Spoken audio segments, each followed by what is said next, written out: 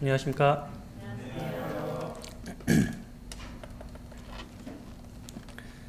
꽃가루가 많이 날리더라고요. 꽃가루 원래 별로 저는 잘 안 타는데 저도 갑자기 이제 저희 시준이가 지난주에 감기 걸렸었는데 저 감기가 와가지고 재채기가 좀 나긴 나더라고요. 우리 지난주하고 지지난주 2주에 걸쳐서 우리 사도행전 2장 말씀을 함께 교제를 했었고요. 오늘도 그 이어서 사도행전 2장에 대해서 이제 주일에는 전반부와 후반부로 좀 나누어서 교제를 했던 내용이 있었고요. 오늘은 2장 전체적인 내용에 대해서 전체적인 부분에 대한 교제는 아니고 저는 이제 좀 나눠서 좀 흐름에 대한 이러한 내용들을 교제를 해보려고 생각을 하고 있습니다.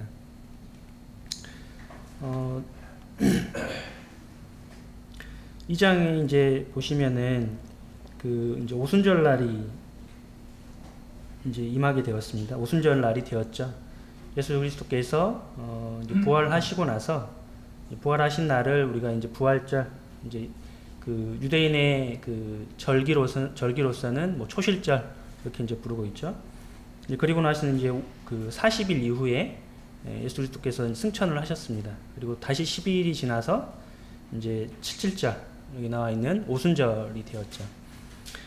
그래서 이제 그때 당시에 이제 이 절기가 되었으니까 많은 사람들이 지금 모였습니다. 우리 5절에 보시면은 그때 경건한 유대인들이 많은 각국으로부터 이렇게 예루살렘에 모였다는 것을 볼 수 있죠.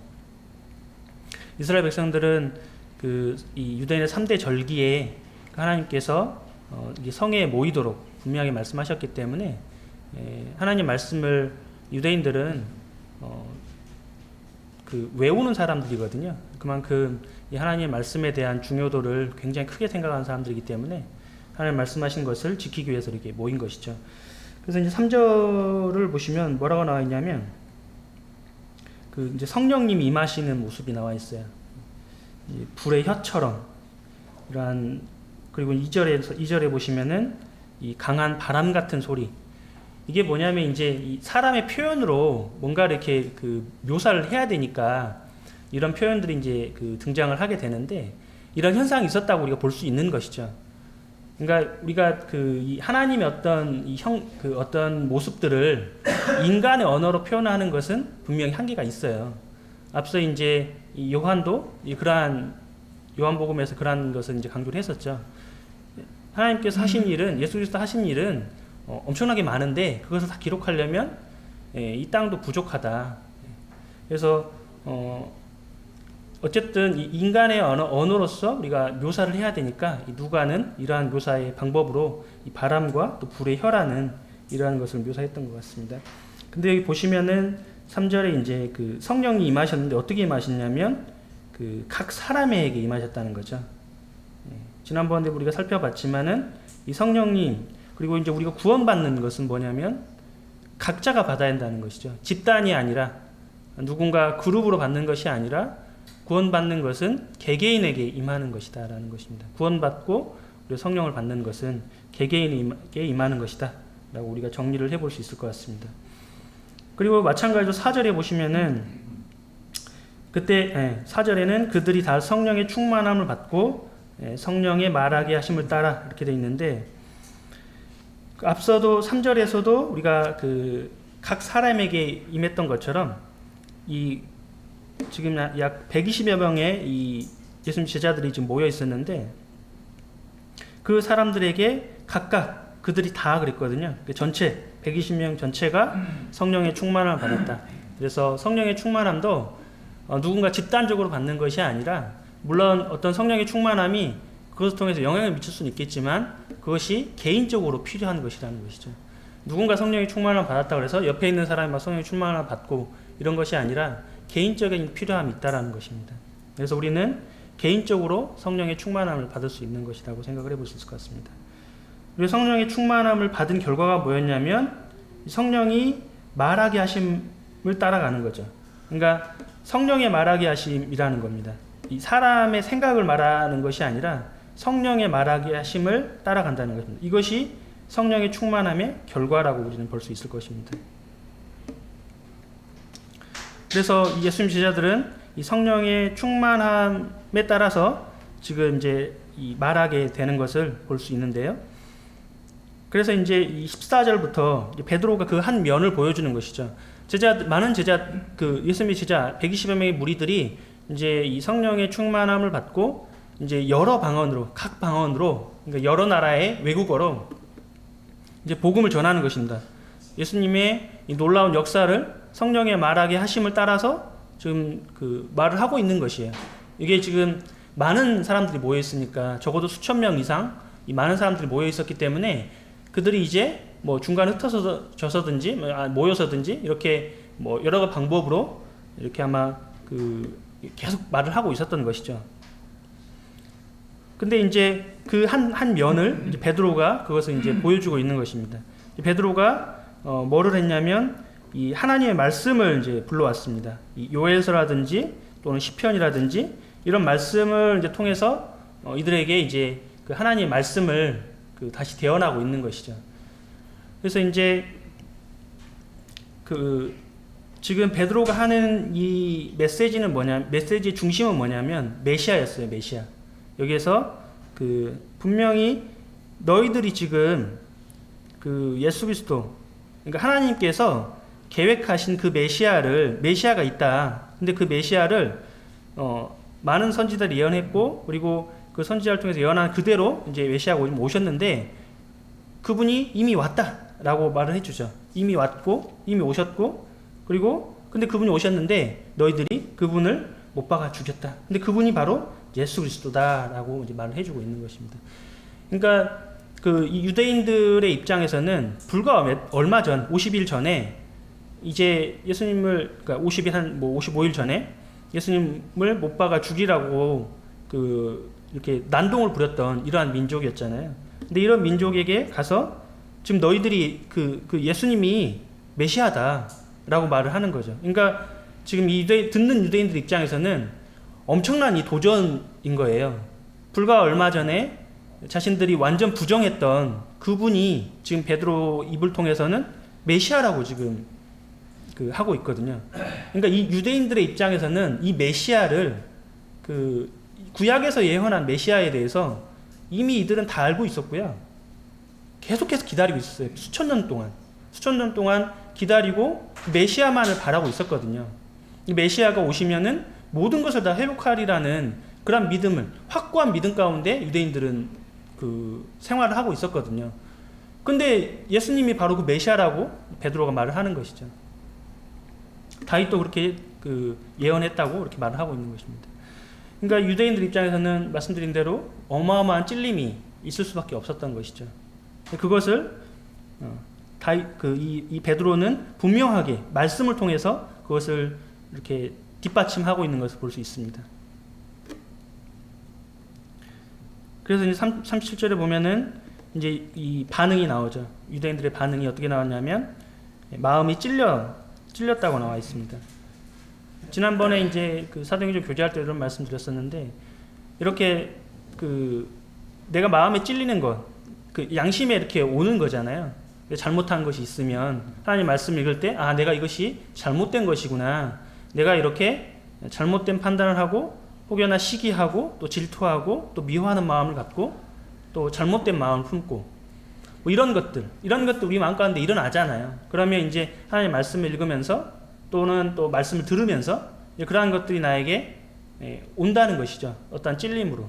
그럴 때 어떻게 되냐면 우리는 반응해야 되는 것입니다. 유대인들이 반응했던 것처럼 주님 제가 어떻게 해야 되겠습니까? 저기 보면은 우리가 어찌할꼬 이런 물음을 하잖아요. 이런 반응이 우리에게는 정말 필요하다는 것입니다. 동일하게 우리 가운데 우리가 구원받았어도 동일한 것이죠. 우리에게는 언제나 이 죄에 대한 이런 소욕이 있기 때문에 그럴 수밖에 없으니까요. 인생이 우리 가운데 살아있기 때문에요. 그러니까 그런 것이 올라올 때 우리가 말씀 들었을 때 그러면 어떻게 반응해야 될 것인가? 이것이 바로 우리가 하나님 우리가 어떻게 해야 되겠습니까? 라고 하나님께 물어야죠. 그리고 기도해야죠. 그리고 그 가운데서 하나님 인도하시는 방법대로 주님의 말씀에서 비춰주는 대로 우리는 나아갈 때에 우리 그리스도인 삶을 살아갈 수 있는 것이죠. 성장할 수 있는 삶을 살아갈 수 있는 것이라고 볼 수 있을 것 같습니다. 그래서 이제 이 베드로의 설교를 우리가 이제 그 생각을 해보면은, 이 지금 아까 이제 그 2장 초반에서 봤을 때에 이 불의 혀처럼, 그러니까 이거는 이제 그 주석을 제가 참조한 내용인데요.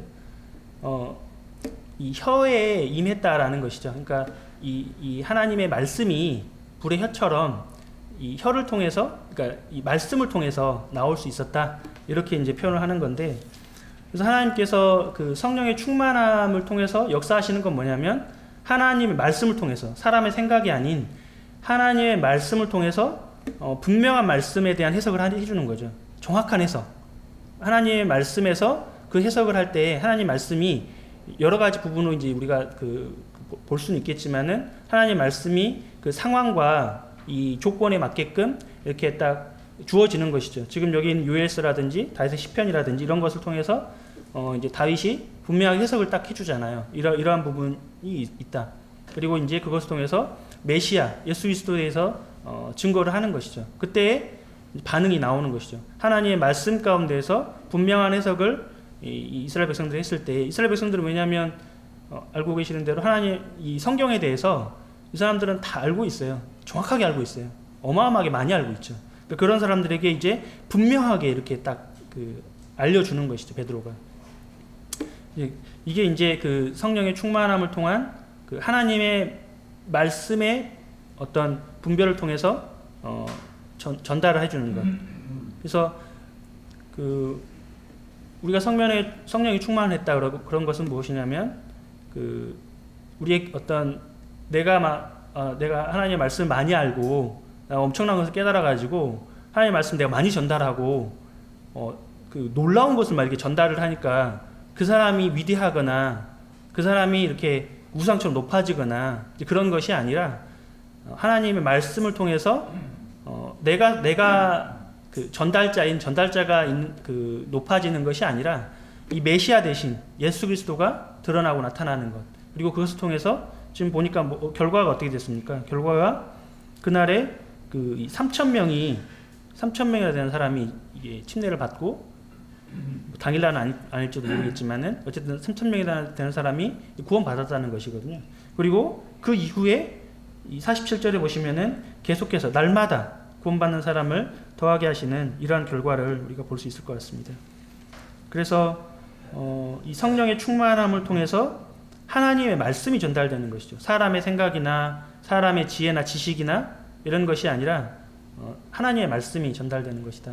이렇게 우리는 볼 수 있을 것 같고, 근데 한 가지 우리가 주의할 부분은 뭐냐면, 여기 13절에 나와 있는 것처럼 어떤 사람들은 이것을 듣고 나서 조롱을 하거든요. 그리고 술 취했다고 하거든요. 그러니까 너 보니까 너 제정신이 아니구나. 너 좀 보니까 너 이상하다. 너 좀 맛이 간 것 같다. 이렇게 이제 생각을 하는 거예요. 그러니까 우리가 생활을 하다 보면은 내가 하나님의 말씀을 이렇게 가지고 있다고 해서 그것이 모두 다 받아들여진다고 생각할 수는 없습니다. 그렇게 받아질 거라고 내 스스로 이렇게 우쭐한 마음을 가질 필요도 없어요. 그러다 보면은 내가 이렇게 하나님의 말씀을 가지고 나갔는데도 불구하고 조롱거리가 되면은 내가 움츠러들 수 있거든요. 이렇게 이게 아닌가? 뭐 잘못된 건가? 이렇게 이제 생각을 할 수 있어요. 그러다 보면은 다음번에 이제 다시 못하는 거죠. 내가 이게 잘못됐나 보다. 이게 아닌가 보다. 이 방법이 아닌가 보다. 사단은 이런 전략을 쓰는 것이거든요. 그래서 우리 그리스도인들로 하여금 너 그거 잘하는 거 아니야? 너 보니까 저번에 그렇게 해보니까 어땠어? 너 힘들었지? 너 조롱당했지? 이렇게 이제 되는 거거든요. 그러다 보면은 이제 내 스스로 이렇게 위축되는 거죠. 그리고 내가 어떤 그 말씀을 읽고 어떤 성령의 충만함을 받아야 되겠다라는 그러한 것보다는 그냥 나 이렇게 편하게 살아야 되겠어. 굳이 힘들게 내가 누군가 이렇게 마찰을 일으키면서 조롱당하면서 내가 굳이 이렇게 해야 되나? 이런 생각에 빠져들 수 있다라는 것이죠. 그래서 우리는 충분히 내가 나의 지식과 또 나의 어떤 경험과 나의 지혜대로 나가지 않을지라도 분명히 하나님의 말씀으로만 나갔음에도 불구하고 우리는 거기에서도 이 조롱거리나 비방거리가 될 수 있다는 것을 우리는 알고 있어야 될 것 같아요. 그럴 때 우리는 하나님의 말씀 가운데서 이렇게 담대하게 나아갈 수 있는 이 성령의 충만함을 받고 또 하나님 말씀 가운데 나아가는 이런 것들을 받을 수 있지 않을까 생각을 했습니다.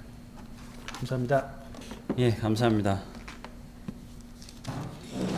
사도행전 2장을 통해서 이제 수연자님께서 말씀해 주신 것과 좀 이어서 저도 좀 언급하고 싶은 부분이 있는데요. 상황을 생각해 보면 이제 성전에 모여서 명절에 대해서 이제 성전에 모인 거죠. 그 상황 가운데 이제 일부 사람들이 성령을 받게 된 거예요. 성령을 받고 이제 그 히브리어가 아닌 다른 나라 말을 이제 하게 되는 거죠. 그 말로서 이제 이 장에 보면 뭐라고 나와 있냐면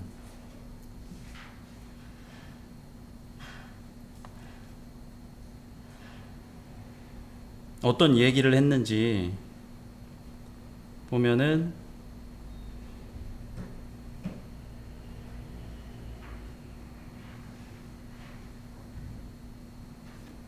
예. 11절이네요. 그레데인과 아라비아인들이라 우리가 다 우리의 각 언어로 하나님의 큰 일을 말함을 듣는도다. 그러니까 하나님의 큰 일을 이야기하게 된 것이죠. 이제 알아들을 수 없는 말이 아니고요. 이제 알아들을 수 있는 말로 이야기를 하게 됩니다. 그러니까 사람들이 놀란 거예요. 이제 평소와 많이 다른 모습을 보게 된 거고 여기에 나와 있는 하나님의 큰 일이 정확히 어떤 것인지는 모르겠지만 아마도 후에 뒤에 베드로가 설교를 했던 내용과 비슷한 내용이지 않을까라고 추측을 해볼 수가 있을 것 같은데 어쨌든 그렇게 이야기를 하게 되니까 이제 조롱하는 무리들이 생기기도 하고 또 궁금해하는 무리들도 있었겠죠. 그러니까 이제 베드로가 그 많은 사람들에게 이제 설교를 하기 시작을 합니다. 설교의 시작이 요엘서에 대한 인용이에요. 그래서 이제 17절에 보면 이제 하나님이 말씀하시기를 말세에 내가 내 영을 모든 육체에 부어주리니 너희의 자녀들은 예언할 것이요 너희의 젊은이들은 환상을 보고 너희의 늙은이들은 꿈을 꾸리라. 그때에 내가 내 영을 내 남종과 여종들에게 부어주리니 그들이 예언할 것이요. 이 요엘서에 예언되어 있던 이 내용이 이제 이날 성취된 것을 베드로가 알려주는 거죠. 그런데 19절, 18절까지만 이야기하지 않았어요. 베드로가. 이날 성취된 것은 17절과 18절이거든요. 근데 19절과 20절까지도 이야기를 했습니다. 근데 19절과 20절은 아직까지 성취되지 않은 내용이에요. 그러니까 요엘 선지자가 이 요엘서에서 이 예언을 할 때 어떻게 시작을 했냐면 그 후에로 시작을 했거든요. 그 후에로 시작을 했는데 베드로는 이거를 말세로 바꿨습니다. 설명을 해준 거죠. 그때의 그 예언이 되었던 것이 지금 이 말세에 이제 성령님이 오신 것을 통해서 성령님을 통해서 예언을 하는 것을 듣게 되고 그 이후에 앞으로는 19절과 20절의 내용이 또 성취되게 될 것이다 라고 이야기를 해준 것입니다. 그리고 이제 이어서 예수 그리스도에 대해서 그 기다리고 있던 메시아가 오신 것이다 라고 이야기를 해주는 거죠. 근데 베드로가 이 설교를 할 때에 그 수많은 유대인들 모였던 사람들에게 설교를 할 때에 어떤 톤으로 이야기를 했을까요? 저는 이제 그걸 좀 상상해 보고 싶은 거예요. 베드로가 그냥 이건 이게 아니고 이렇게 돼서 이런 상황인 거야 라고 그냥 단순히 설명해 준 것이 아니라 베드로는 본인이 겪은 예수 그리스도와 함께 지냈던 그 예수 그리스도의 경험 그리고 부활하시고 난 이후에 또 승천하시고 난 이후에 그 예수 그리스도를 너희들이 죽인 것이다 라고 이야기를 아주 단호하게 할 수 있었던 거죠. 그러니까 얼마나 이 말에 힘이 있었겠어요. 그 예수 그리스도를 실제로 경험한 제자로서 이제 성령님이 오신 것을 보고 그 너희들이 얼마 전에 죽인 그 예수 그리스도가 우리가 그토록 기다렸던 메시아이다 그러니까 이제 듣는 사람들이 그럼 어떻게 해야 되나, 내가 뭘 어떻게 해야 되나 이렇게 질문을 하게 되는 거죠. 그 분위기가 저는 되게 정말 하나님의 말씀이 자신의 경험을 통해서 아까 그 수영장님 말씀하신 것처럼 정말 진지하게 그리고 아주 엄숙하고 그렇게 선포됐을 거라고 생각을 해요. 듣는 사람들도요, 그냥 단순하게 지금 일어난 일이 어떤 일인가에 대한 궁금증으로 듣기 시작했을지는 몰라도 굉장히 진지하게 이야기를 듣다 보니까 다윗의 시편 내용과 이런 요엘서의 내용을 통해서 이야기를 듣다 보니까 우리가 정말 너무나 큰 잘못을 했다라는 것을 받아들일 수밖에 없는 그러한 설교 시간이지 않았을까라는 생각을 해봅니다. 그렇게 되니까 이 반응이, 교회를 통해서 나타난 이 반응이 이제 셋 침례를 받고 3,000명이나 되는 사람들이 침례를 받고 즉각적으로 나타난 반응이에요. 서로 교제하고 떡을 떼며 오로지 기도하기를 힘쓰니라.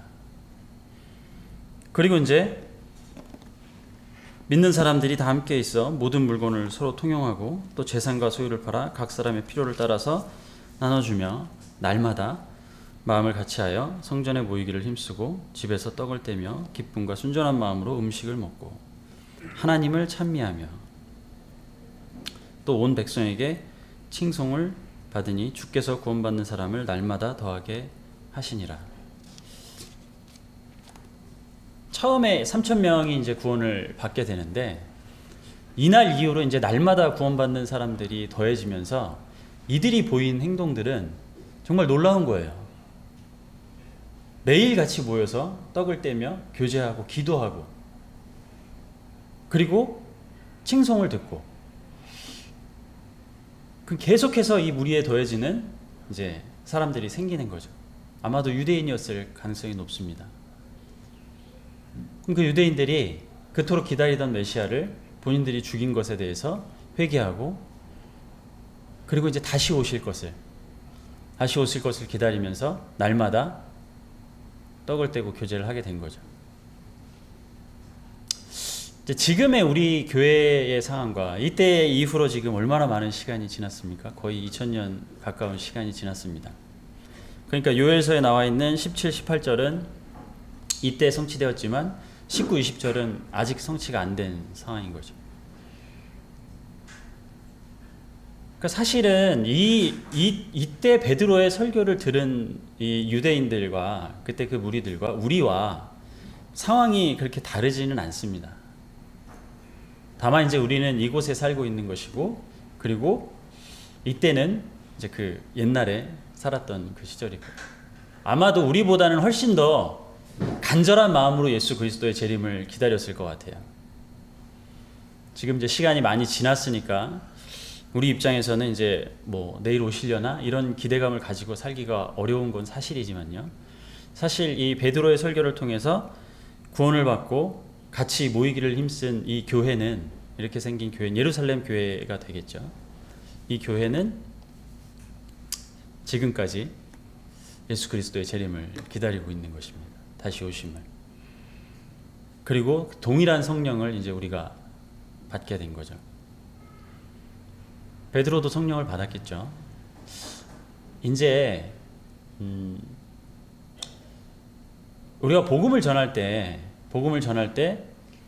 우리의 말에 예수 그리스도의 그 복음을 전할 때 우리의 말에 힘이 없을 수도 있습니다. 근데 저는 그 이유 중에 하나가 우리의 삶 가운데서 역사하는 성령의 역사를 우리가 보지 못하기 때문에 내 스스로가 확신에 차이지를 못하는 거예요. 그러니까 내 스스로가 이 하나님의 복음, 예수 그리스도라고 하는 진리를, 당신이 이 진리를 깨닫고 같이 함께 예수 그리스도의 다시 오심을 기다리면서 서로 교제하면서 떡을 떼면서 기도하기를 힘쓰자라고 힘있게 전달할 수가 있어야 되는 거잖아요. 그 사람을 사랑하면 사랑할수록, 상대방을 사랑하면 사랑할수록 그 말이 힘있게 전달이 되어야 되는 거잖아요. 근데 그 이유는, 지금 우리가 그렇게 하지 못하는 이유는 여러 가지가 있겠지만, 이 개인주의적인 그 물질 만능주의 세상, 그리고 이제 종교가 기독교가 이제 하나의 종교로 이제 인식되어 있는 이러한 세상 가운데서 여러 가지 많은 어려움들이 있겠지만은 이제 그 중에 하나는 우리가 점점 이때 오순절날 임했던 이 성령의 역사를 우리가 점점 잃어가고 있는 것은 아닐까. 그렇기 때문에 복음을 전하는 것이 이렇게 힘있게 전달이 안 되는 것은 아닐까. 그런 생각도 해보게 됩니다.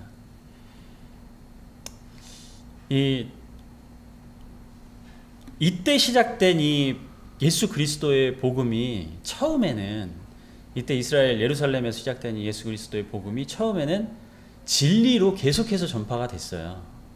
진리로서 계속해서 전파가 됐는데 이제 시간이 지나면서 이것이 다른 종교와 마찬가지로 종교로 인식이 되는 상황까지 오게 된 거죠. 그런데 이제 놀라운 것은 이때 그 이스라엘을 시작으로 해서 바울이 전도행을 하면서 그 소아시아 지역과 이제 유럽 지역까지 해서 이제 복음을 전하기 시작을 하죠. 근데 그때 복음이 전파된 그 지역들에는 힘이 있었다는 거예요. 근데 우리나라도 이제 생각해 보면 처음 우리도 이 선교사가 들어와서 복음을 전했을 때에는 힘이 있었어요. 그만큼 사람들이 모여서 하나님을 찬양하고 성령의 역사를 보는 것이 어렵지 않았을 거예요. 마찬가지로 지금 저희가 보낸 선교사들을 통해서 어찌 보면 조금 더 이제 발달이 덜 된 그런 국가에서는 그 힘이 나타나고 역사가 있을 거예요. 우리 그 한국 지역에서 성령의 역사가 이때처럼 왜 성령의 역사가 일어나지 않을까라고 해서 전 세계가 다 그런 것은 아니라는 믿음을 가지고 있습니다. 분명히 지금도 어느 지역에서는 정말 놀라운 성령님의 역사를 통해서 복음이 전파가 되고 있을 거예요. 코로나 상황이지만 그렇지만 지금 우리가 맡고 있는 이 문명화되고 현대화되어 있는 이런 한국 사회에서는 그것을 우리가 이제는 기대하기조차 어려운 그런 안타까운 상황이 된 것 같아요. 우리가 이것을 기대하고 개인의 삶 속에서 그것을 기대하고 그 교회를 통해서 그것을 기대하고 기도하면서 열심히 말씀을 묵상하면서 그렇게 살아갈 수는 없을까요? 우리가? 저는 분명히 가능할 거라고 생각합니다. 성령님의 역사는 이때 일어났던 이 성령님의 역사는 지금도 분명히 동일한 모습으로 나타날 수가 있는 겁니다.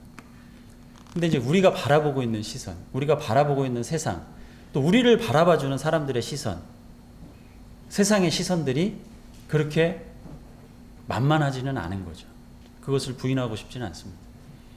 지금의 세상 가운데서 저도 직장 생활을 그래도 했지만 직장 생활하면서 복음을 전하는 게 어렵더라고요. 왜 어렵냐면 그것을 나의 삶을 통해서 나타나는 어떠한 그 나의 신앙적인 진리를 가지고 있는 그것으로 들어주는 것이 아니라 단순히 그냥 너의 생각이니까 나에게 강요하지 마 이렇게 들었기 때문에 복음 전하기가 어려워요. 그리고 그것이 이제 마치 직장 생활 가운데서는 해서는 안 되는 종교적인 포교 활동처럼 인식이 되어버리기 때문에 그 복음을 나의 입 한마디를 통해서 예수님을 믿으라라고 하는 그 복음을 전하기가 어려운 현실인 것은 사실이에요. 그렇지만 저는 믿고 있습니다. 그 직장 생활 가운데에서도 만약 나를 통해서 나타나는 성령의 역사를 다른 사람들이 볼 수 있다면, 그리고 하나님의 영광을 가리지 않는 그러한 모습들을 볼 수 있다면 진지하게 들어줄 수 있을 거라고 생각합니다. 그리고 그 역사는 이때 오순절날 나타난 이 역사는 지금 2000년 동안 계속해서 나타났고요. 지금 어딘가에서도 또 역사가 계시기 때문에 분명히 지금 우리 서수교회가 가지고 있는 비전이 있지 않습니까? 그 예배를 통해서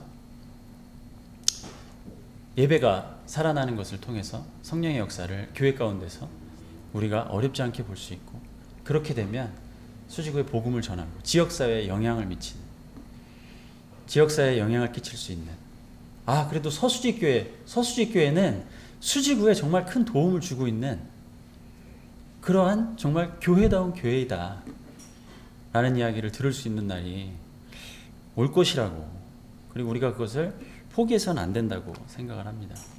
사도행전 2장을 통해서 이제 우리가 말씀에 대한 정리들은 이제 주일에도 했었고, 또 수현님도 얘기해 주셨고, 많은 부분들을 또 정리를 해볼 수 있지만 저는 이 베드로의 설교, 힘있게 전달됐을, 정말 설득력 있게 전달됐을 그 베드로의 설교를 상상하고 또 그 이야기를 정말 본인들이 회개할 수밖에 없는 그러한 이야기로 들을 수밖에 없는 그런 성령의 역사를 생각해 볼 때 우리가 이 동일한 성령님을 우리 마음 가운데 모시고 있는 교회로서 진지하게 기도하고 또 올해 우리 가족전도회로서 기도하고 또 일들을 할 때 좀 진지하게 저희들이 고민을 해봐야 되지 않을까라는 생각을 해보게 됐습니다. 네, 앞에서 형제님들이 너무 잘 말씀해 주셔서 정리할 것들이 많지 않은 것 같습니다. 그래서 참 이 사도행전을 통해서 우리가 꼭 알아야 될 부분들을 잘 말씀해 주셨고 또 우리가 받아야 할 교훈들까지도 잘 말씀해 주셔서 우리가 사도행전 2장을 통해서 우리가 배워야 할 부분들을 잘 나눠주신 것 같습니다. 근데 이제 사도행전 2장을 우리가 공부하면서 잊지 말아야 할 한 가지가 있다면 그것은 이게 바로 교회의 시작이다 라는 부분입니다. 교회가 이렇게 시작되었다. 바로 이 사도행전 2장에서 교회가 시작되었다 하는 부분을 우리가 분명히 알게 되면 이제 다른 이제 것들이 교회에 대한 오해가 많이 이렇게 사라질 수 있습니다. 왜냐하면 이제 많은 부분들이 교회가 구약 시대에도 있었다고 말하게 되면 그때부터 이제 혼란이 생기기 시작하죠. 근데 우리 성도님들이 잘 기억하시는 것처럼 사도행전 2장에서 교회가 시작되었다 그러면 교회와 이스라엘은 관계가 없죠. 서로 다른 겁니다. 이제부터 이제 물론 그 교회는 이스라엘의 그 같은 하나님, 그 구약 성경을 통해서 이제 하나님께서 약속해 주신 것을 올바르게 해석하고 그 올바른 메시아를 기다리는 것. 우리가 방금 나눴지 않습니까? 2장에서 바로 그것이 우리가 사도행전 2장에서 교회의 시작이다 이렇게 얘기하고 있는데 또 어떤 분들은 이 교회가 이 구약 시대에도 동일하게 존재하고 있었고 교회와 이스라엘이 동일한 존재다라고 이렇게 말씀하시는 분들도 있습니다. 그러다 보니까 이게 이제 막 헷갈리기 시작하죠. 그래서 이제 이 교회의 시작이 사도행전 2장부터 오순절에 이제 교회가 시작됐다는 것을 우리가 분명히 알게 된다면 교회와 이스라엘이 분명하게 구분된다는 사실을 우리가 이해할 수 있고 그러므로 교회는 그 영적 이스라엘이 아니라 교회는 이스라엘과 분리된 서로 다른 이 하나님께서 서로 다른 경륜을 가지고 세우신 그리스도 예수의 몸된 지체다 하는 것이 구분이 됩니다. 그래서 우리가 이제 사도행전 2장에서 이게 이제 교회의 시작이라고 한다면 그럼 그때부터 이제 우리가 이 사도행전 2장에서 보아야 할 내용들이 있죠. 그럼 교회는 어떠한 그 사람들이 모여서 교회를 이루는가 하는 것, 그리고 교회가 모인다면 그들은 어떤 일을 해야 하는 것인가 하는 것들이 우리가 초대교회로 돌아가자는 그 같은 말을 많이 하기 때문에 초대교회 성도들은 어떤 사람들이 교회가 되었고 또 그들이 모였을 때 어떤 일을 했는가 하는 것들이 바로 이 사도행전 2장에서 우리가 배울 수 있는 교훈이 되는 것이죠. 그래서 이 교회의 특징을 보게 된다면 첫째로 우리 형제님들이 말씀해 주신 것처럼 각자가 성령을 받았습니다. 각자가 성령을 받았다. 이게 이제 교회의 특징이죠. 이스라엘 사람들은 그렇지 않았습니다. 성령을 각자가 받지 않았습니다. 어떤 사람은 성령을 받았다가 떠나기도 하고 성령께서 임했다가 떠나기도 하는 이와 같은 현상들이 일어났지만 교회는 모두가 성령께서 임하셔서 성령을 받은 사람들이 모여서 이루어진 그 같은 공동체가 바로 이 교회다 하는 것입니다. 그래서 그들은 우리가 2장 38절이죠. 베드로가 이르되 너희가 회개하여 각각이라고 그랬죠. 각각 예수 그리스도의 이름으로 세례를 받고 죄 사함을 받으라. 그리하면 성령의 선물을 받으리니. 그렇습니다. 바로 이와 같은 사람들입니다. 회개하고 죄사함을 얻고 성령을 받은 사람들, 그들이 세례를 받음으로 교회의 한 일원들이 된 이와 같은 사람들입니다. 그게 이제 오늘날까지도 계속해서 그렇게 이루어지고 있죠. 모든 사람이 각각 예수 그리스도를 믿어야 하고 각각 성령을 받아야 하고 또 각각 그들이 세례를 받음으로 교회의 일원으로 더해져야 되는 것이죠. 이게 바로 교회의 특징입니다. 그냥 교회를 누가 이루고 있느냐? 구원받은 사람이다. 구원받은 사람을 다른 말로 한다면 성령을 받은 사람이다. 이렇게 우리는 말할 수 있습니다. 두 번째 그 특징이 무엇입니까? 그들은 이게 베드로가 그 유대인들에게 이 복음을 전했어요. 그래서 그들이 회개하고 이제 예수 그리스도를 믿게 되었습니다. 이게 이제 36절이죠. 그런즉 이스라엘 온 집은 확실히 알지니 너희가 십자가에 못 박은 이 예수를 하나님이 주와 그리스도가 되게 하셨느니라 하니라 이렇게 되어 있습니다. 그 전에 그 유대인들은 예수님을 주와 그리스도를 믿지 못했죠. 그런데 지금 앞에서 쭉 베드로가 예수 그리스도께서 십자가에 못 박혀 죽으시고 또 그가 부활하심으로써 하나님의 아들이심을 분명하게 베드로가 증거했습니다. 이 분이 바로 우리가 십자가에 못 박아 죽였지만 그분이 바로 하나님께서 우리에게 보내신 주와 그리스도이시다. 그분을 믿어야 한다라고 말하는 바로 이 부분이죠. 그러니까 교회의 터는 복음에 있습니다. 교회의 터는 우리가 그냥 입교하는 것에 있는 것이 아니라 교회의 터는 복음에 있는 것이죠. 그래서 복음을 전해서 복음을 믿은 사람들이냐 그렇지 않은 사람이냐 이게 이제 구분이 되는 것이죠. 세 번째 특징은 그들이 모였을 때 어떤 일을 했습니까? 우리 42절에 보면 나오죠. 그들이 42절에 그들이 사도의 가르침을 받아 서로 교제하고 떡을 떼며 오로지 기도하기를 힘쓰니라. 이게 이제 교회의 모습입니다. 그들이 모였을 때 어떤 일을 했느냐? 바로 이 같은 일들을 했습니다. 먼저는 사도들의 가르침을 받았습니다. 그러니까 성도들이 그냥 모여서 자기의 생각을 이야기하는 것이 아니라 분명하게 사도들이 가르쳐 주신 이 같은 가르침, 우리는 그걸 신약 성경에 가지고 있습니다. 그 신구약 성경을 우리가 정확하게 가르침을 받아서 우리가 하나님을 어떻게 믿는 것인가, 하나님이 우리에게 어떻게 말씀하셨는가를 정확히 아는 것, 이것이 교회가 해야 될 일 중에 하나가 되겠죠. 두 번째는 서로 교제하는 것입니다. 성도들이 그냥 앞에서 말씀을 전하는 사람의 말씀만 듣고 그것으로 이제 내가 이제 하나님을 예배한 것이고 이제 내가 할 일을 다 했다라고 생각하는 것은 오해입니다. 이 교회의 일원들은 여기 보시면 서로 교제하게 되어 있습니다.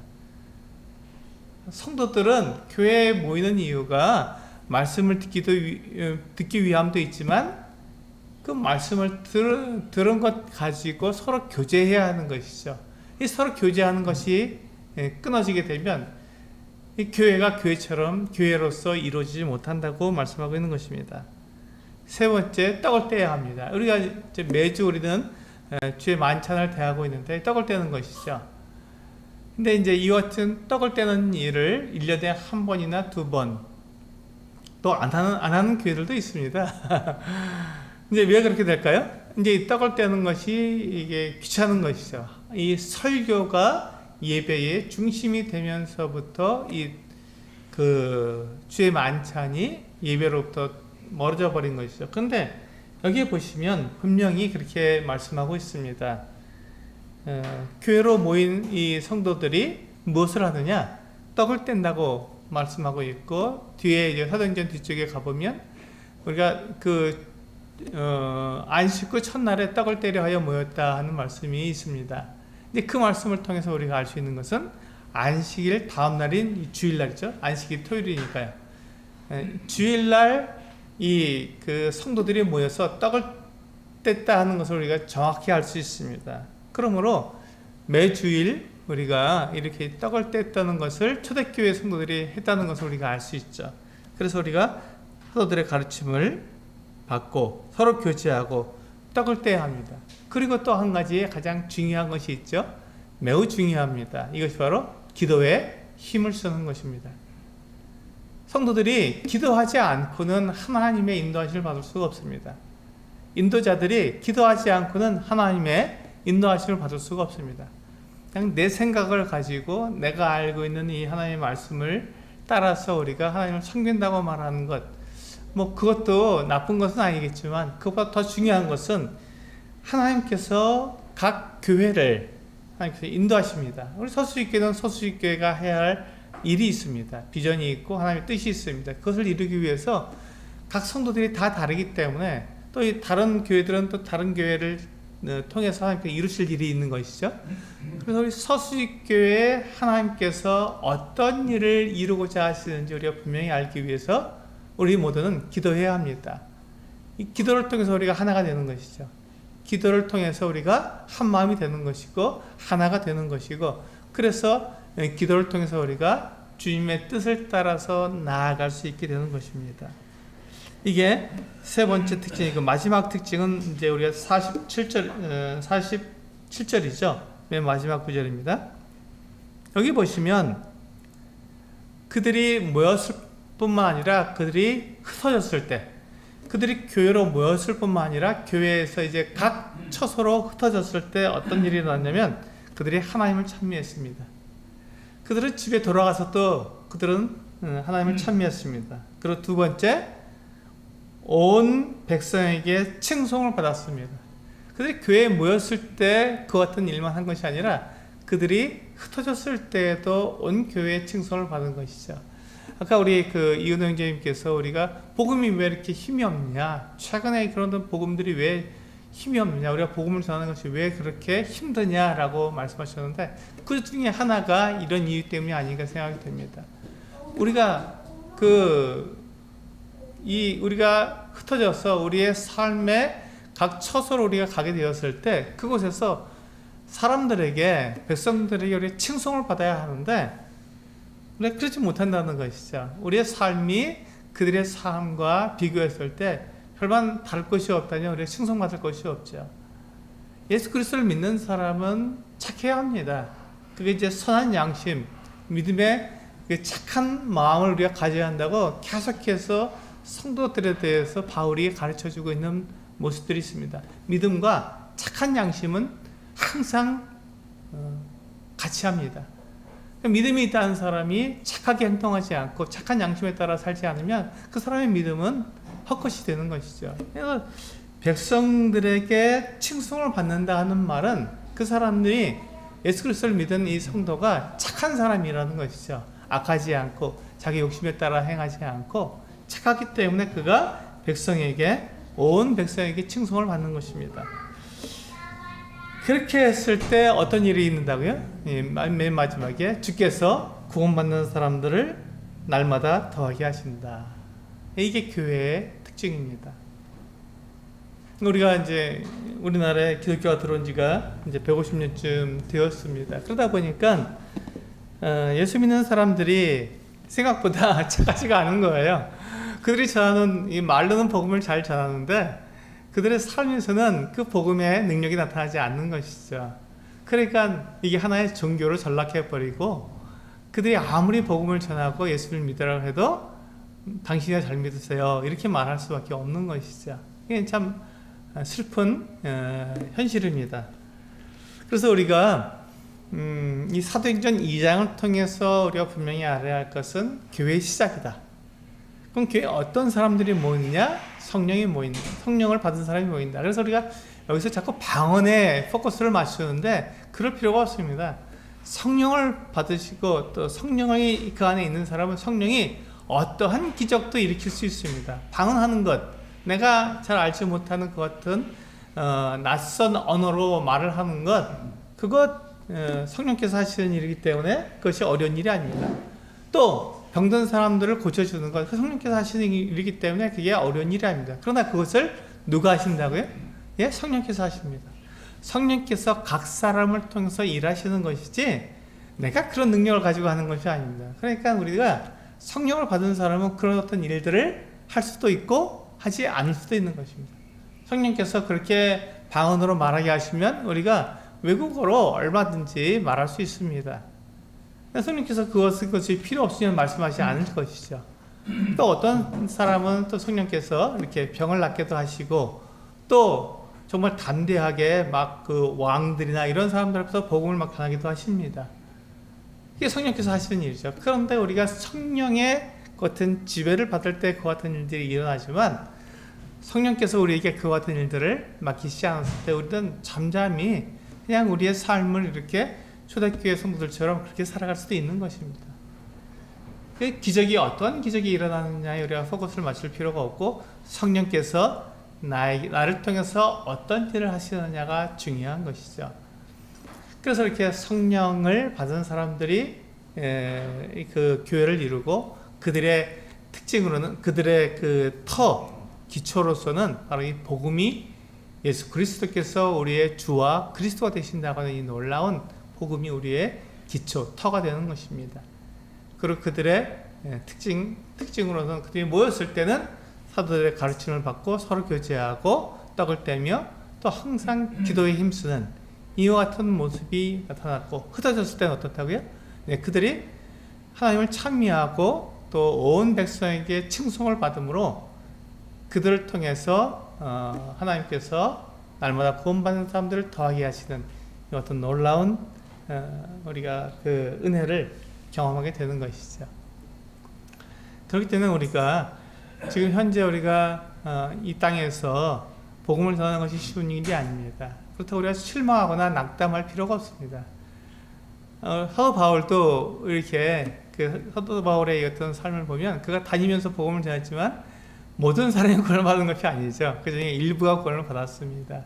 그리고 그들을 통해서 이제 또 교회가 이루어지고 그 교회를 통해서 또 복음이 전해지고 이렇게 해서 온 로마 지역에 복음이 증거된 것이지 바울이 전하는 모든 사람들이 다 구원을 받은 것은 아닙니다. 그때 우리가 그것에 대해서 두려워하지 마십시오. 실망하거나 낙담할 필요가 없습니다. 우리가 복음을 전할 때 한 사람이 들으면 그것으로 우리는 만족할 수 있고 두 사람이 들으면 감사할 수 있는 것입니다. 이게 이제 교회의 모습입니다. 그래서 이제 교회가 사도행전 2장에서부터 시작되었고 그것을 통해서 우리는 하나님께서 이제 새로운 경륜을 시작하셨구나. 이 교회를 통해서 하나님께서 이루시고자 하시는 이 놀라운 복음의 확실함, 그것을 통해서 성령을 받은 사람들이 모이게 되는 이 아름다운 모습을 우리들께서 보신다 하는 것을 사도행전 2장을 통해서 우리가 볼 수가 있습니다. 네, 시간이 많이 됐습니다. 여기서 마치겠고요. 이제 일단 기도하고 일단 제 말씀 마치도록 하겠습니다.